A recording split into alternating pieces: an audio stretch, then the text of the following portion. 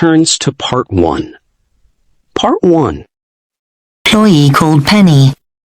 First, you have some time to look at questions 1 to 5.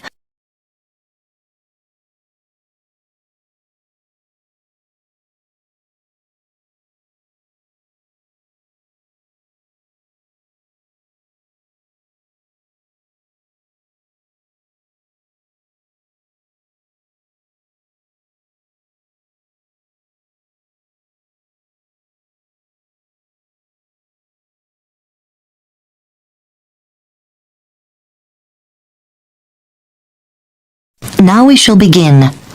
You should answer the questions as you listen, because you will not hear the recording a second time. Listen carefully and answer questions 1 to 5. Come in. Good morning, it's, Penny, Mom. Oh, yes. Penny, do sit down. Now, I know a lot of things emerged during your interview last week, but I thought it was worth going over the essential stuff again. Yes, absolutely. That'll be very helpful. The first thing is that, given your interest in fashions, we've decided to put you in the dress department. Oh, that's great. Is that next to the children's section? Yes. Now, we've given the section a new name, actually. From next week, it's going to be called the Young Set. Youngster. No, 2 words. The Young Set. Right. Oh, sorry. Now, you'll be required to work a 5.5-day week. We're closed on Wednesday afternoon, and Sunday, of course. Do we get overtime for Saturday? Well, actually, we used to give an extra $2 an hour, but then we decided to make it a flat rate of $6.50 an hour. Okay, fine. And the actual hours? 9 to 5, with an hour for lunch and 15-minute coffee breaks. And what about holidays? Well, it's 3 weeks in the first year, and that rises to 4 weeks in your 3rd year with us. Now, we do give you on-the-job training, which we conduct during normal hours, so you'll be paid for that. Which day? It's on the first Tuesday of every month. Before you hear the rest of the conversation, you have some time to look at questions 6 to 10.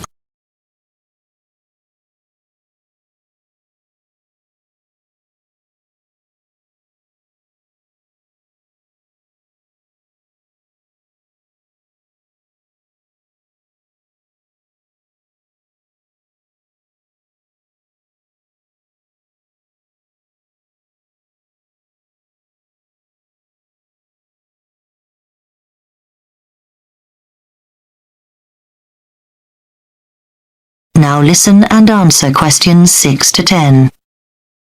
Now, in addition to your basic pay, I should explain that you're entitled to some staff perks, which our assistants do find a valuable benefit.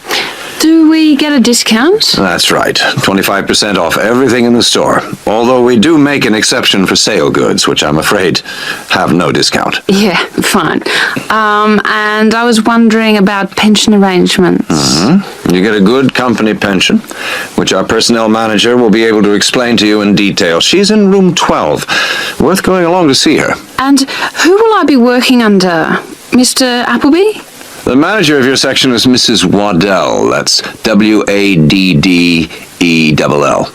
Mrs. Waddell. Okay. And apart from serving the customers, will I have any other duties? Good question. We do ask you to do the window dressing. Oh, I'll enjoy that. And one of the biggest worries in the boutique is shoplifters, so you have to check for them. Will I receive training on that? Yes, certainly. That'll be one of the sessions next month. Oh, and we'll be asking you to check stock. Right, yes, of course. And is there a particular dress code in the shop? Right, well, we're quite flexible. But what we do is ask you to wear a black skirt, and the shop will give you a red blouse. We'll also give you a name badge, which you must wear all the time. Yeah, of course. Right, is there anything else you'd like to ask me? No, that's very comprehensive. Thank you. Good. So we'll see you on Monday. Yes, thank you. Goodbye. Goodbye. That is the end of section 1.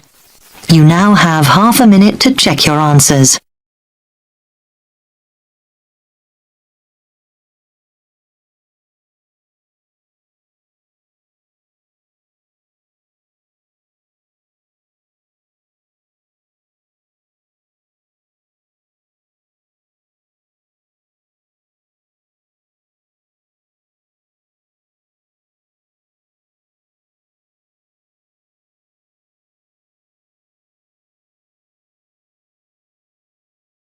Now turns to Part 2. Part 2. You will hear a tour guide welcoming a group of visitors to the British Library and telling them about the library and what they will see there. First, you have some time to look at questions 11 to 15.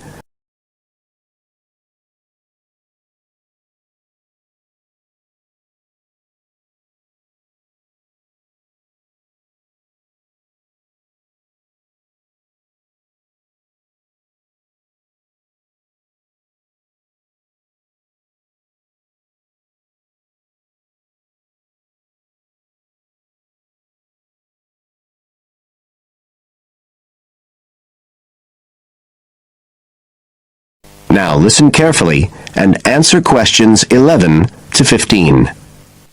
Good afternoon, ladies and gentlemen, and welcome to your very own tour of the British Library on this lovely afternoon.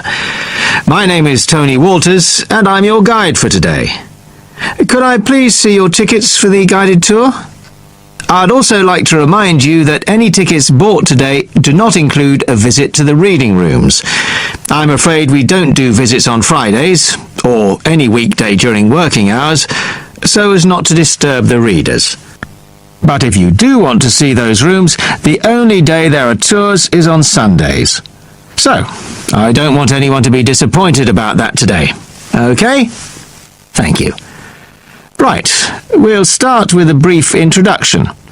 As many of you know, this is the United Kingdom's National Library, and you can see that this is a magnificent modern building. It was first designed by Sir Colin St. John Wilson in 1977, and inaugurated by Her Majesty the Queen more than 20 years later in 1998. As you can see, the size is immense, and the basements alone have 300 kilometres of shelving, and that's enough to hold about 12 million books. The total floor space here is 100,000 square metres, and as I'll show you, the library houses a huge range of facilities and exhibition spaces. And it has 1,000 staff members based here in the building. So, you can appreciate the scale of our operation. In fact, this was the biggest publicly funded building constructed in the United Kingdom last century. It is still funded by the government as a national institution, of course, and it houses one of the most important collections in the world. The different items come from every continent and span almost 3,000 years. The library isn't a public library, though. You can't just come in and join and borrow any of the books. Access to the collections is limited to those involved in carrying out research. So it's really a huge reference library for that purpose. And anyone who wants to consult any materials that are kept here can formally apply to use the library reading rooms. You now have some time to look at questions 16 to 20.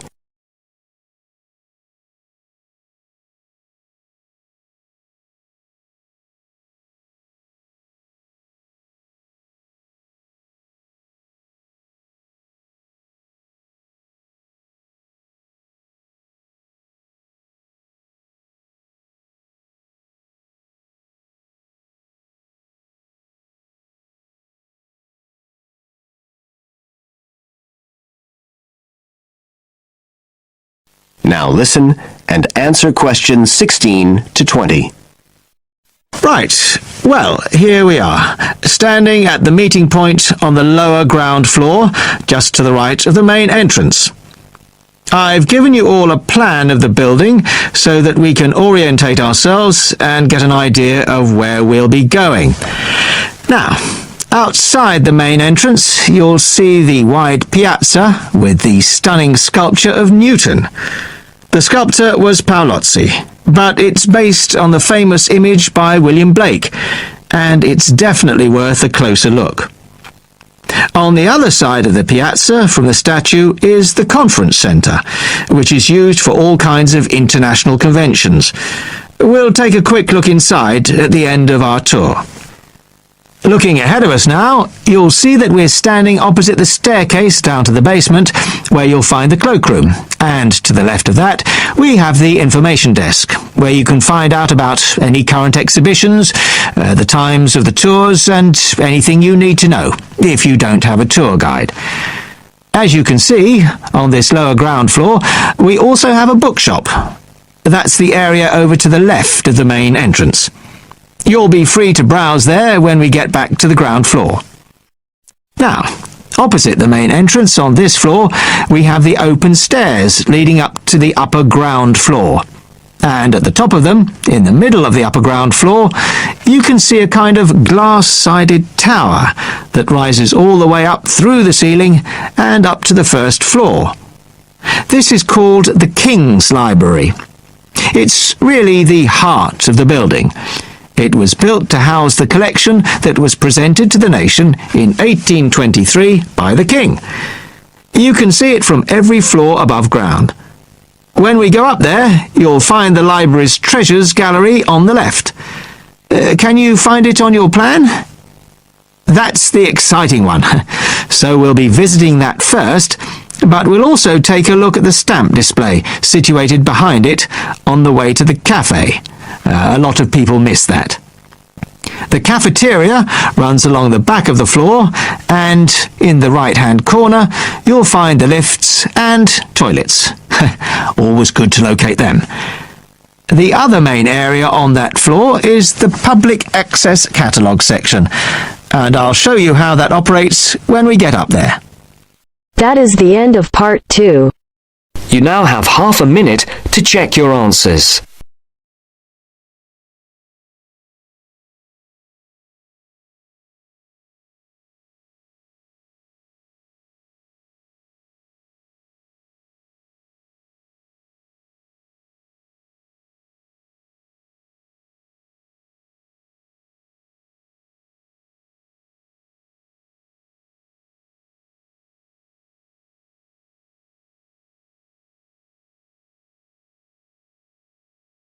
Now turns to Part 3. Part 3. You will hear two students, called Richard and Shirley, discussing the information they have collected so far for a group project. Now you have some time to look at questions 21 to 26.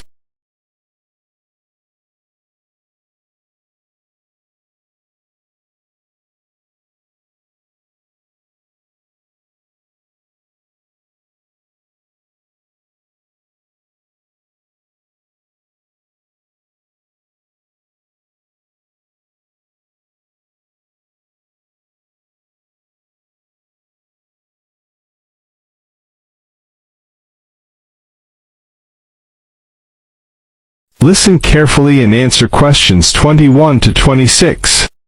Hi Shirley, glad you could meet me at the weekend to talk about the research we have to do on energy.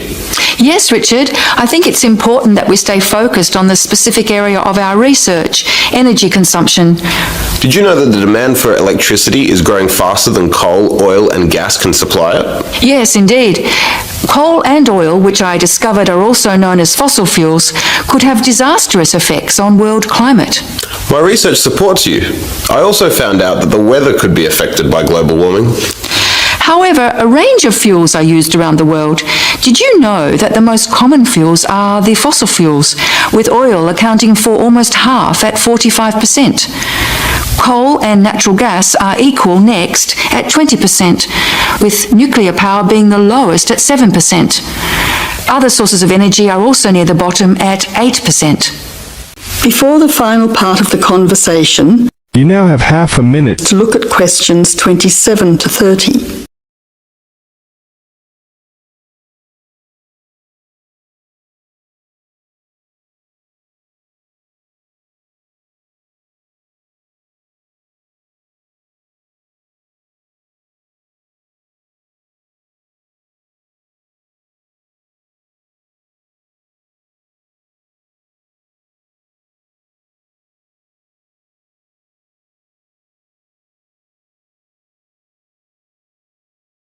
Now answer questions 27 to 30.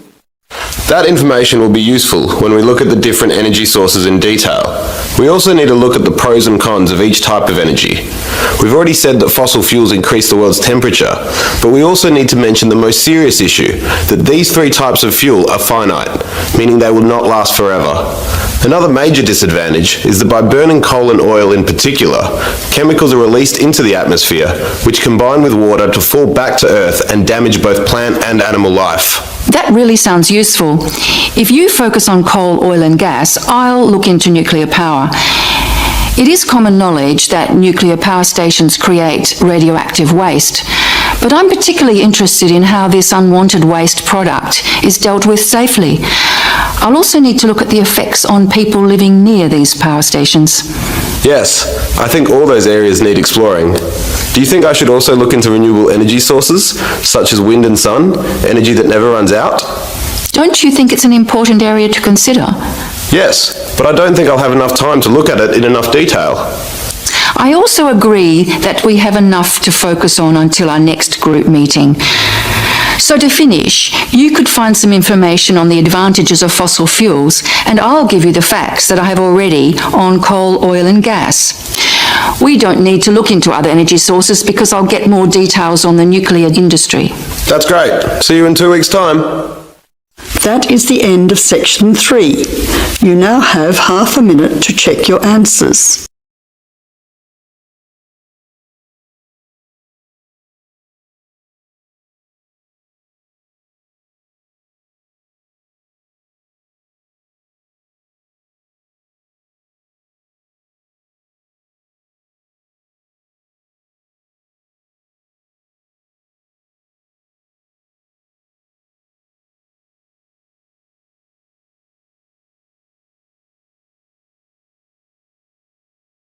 Now turns to Part 4. Part 4. You will hear part of a lecture about the school calendar. First, you have some time to look at questions 31 to 40.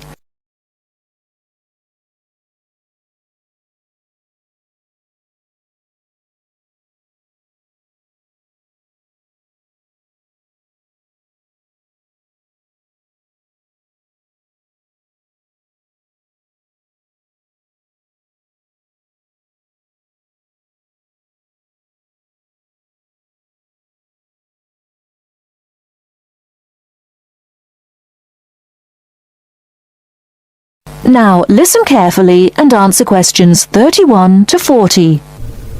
So, having seen that the 6-term system has passed the test of cost-effectiveness, we can move on to the educational aspects of this arrangement. Firstly, all the terms would be approximately the same length. Instead of terms up to 13 weeks, which we have now, there could be a repeating pattern of 7 weeks of term time plus 2 weeks of vacation. This would be repeated 6 times per year. How does this affect the effectiveness of the educational provision? The most noticeable result would be that the very long summer holiday would be reduced in length.